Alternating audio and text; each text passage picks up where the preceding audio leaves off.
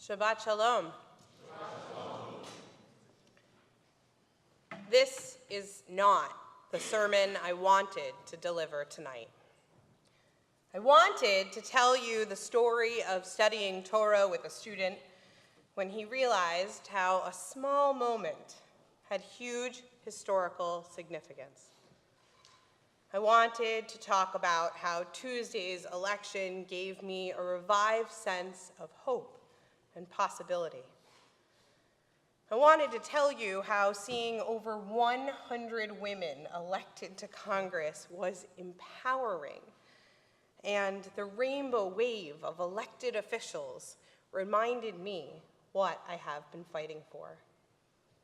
I wanted to encourage us to be invigorated, not complacent, by this election, and look ahead to how one of the many small things that happened on Tuesday could have huge impact on the history of our country. I wanted to have a moment of reveling and excitement. I wanted to tell you all that, but I cannot. I do not feel uplifted and excited anymore. I'm back to feeling deflated and defeated while watching yet another breaking news story about an erratic leader attacking those who pursue truth. Questions of ethics plague our Justice Department, while reporters are turned into false stories because they ask hard questions. Instead of smiling at the photos of groundbreaking congressional representatives and governors who were elected, I am in tears looking at photos of more victims from another mass shooting. I am angry and uncertain because these violent events have become all too normal in our society, and it feels impossible to stop them from happening in the future. How long until it happens in our neighborhood? How long until one of my loved ones is a victim? I am enraged that there are weapons of mass destruction readily available, and that there are those in our society who think that they should be allowed to buy these horrific and unnecessary objects whenever they want. Why is it that the men who continually commit these crimes are not seen as threats to our country, while those people who seek asylum from hardships are seen as so dangerous, their children have to be ripped away from them? The sermon I wanted to deliver tonight was going to be about riding the wave of colorful possibilities and seeing the future as brighter. But the second half of the news week has changed my mood and my sermon. These headlines have turned my exuberance into anxiety. Instead of diverse colors, all I see now is a country full of fighting people and politicians, a society that is struggling with civility, a sense of irresponsibility and selfishness amongst the individuals. Instead of focusing on the new paths of progress, I am watching as 3 races are gearing up for intense battles of red versus blue, of us versus them. Lawyers, campaign officials, even heads of the national parties are scrutinizing every ballot in Florida and Georgia, and it will likely be many weeks before that outcome is determined, yet never truly resolved.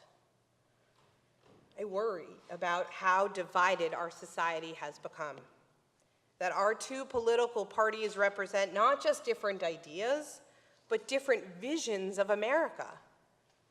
I fear that the separation between us and them has stretched too far to be bridged. When I feel this angry, this anxious, this agitated, this overwhelmed, I am left with nowhere to turn but to our tradition and to our text.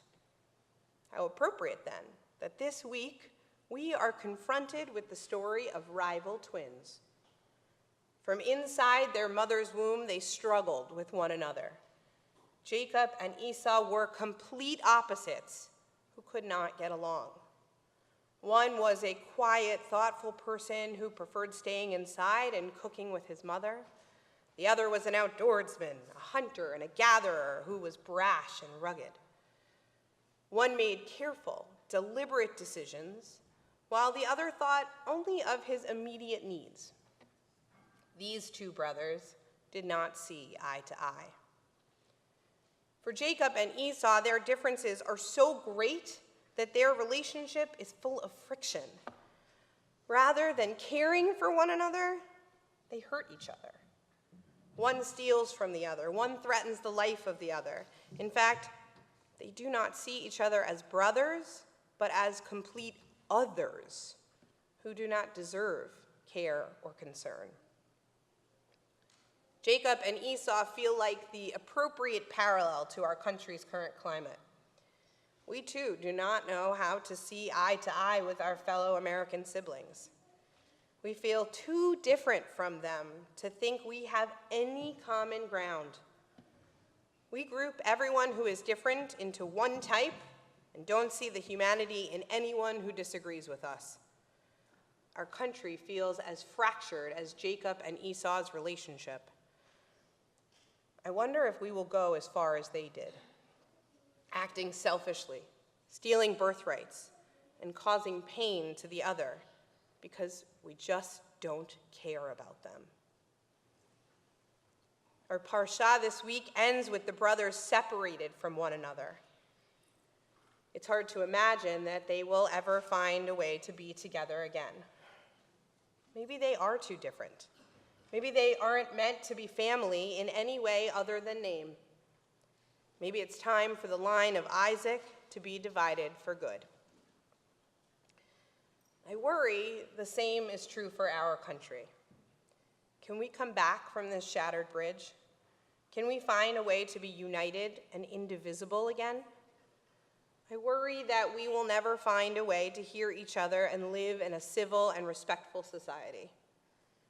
I worry that our elected officials will be too busy trying to out-politic each other to do their jobs, and innocent people will crumble in the chaos. Lincoln told us, "A house divided cannot stand." Are we headed for rubble? But then again, the story of Jacob and Esau continues in our Torah. Their relationship does not end with division. Rather, after time, growth, and reflection, a few chapters later, they come back together and embrace. They realize suddenly that there is something underneath it that connects them.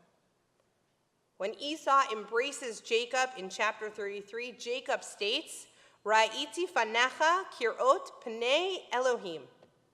To see your face is like seeing the face of God.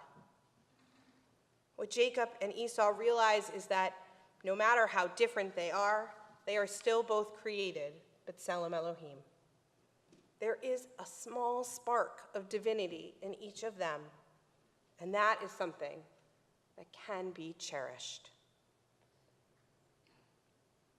This was not the sermon I wanted to deliver tonight, yet it is the message that the text wants us to hear.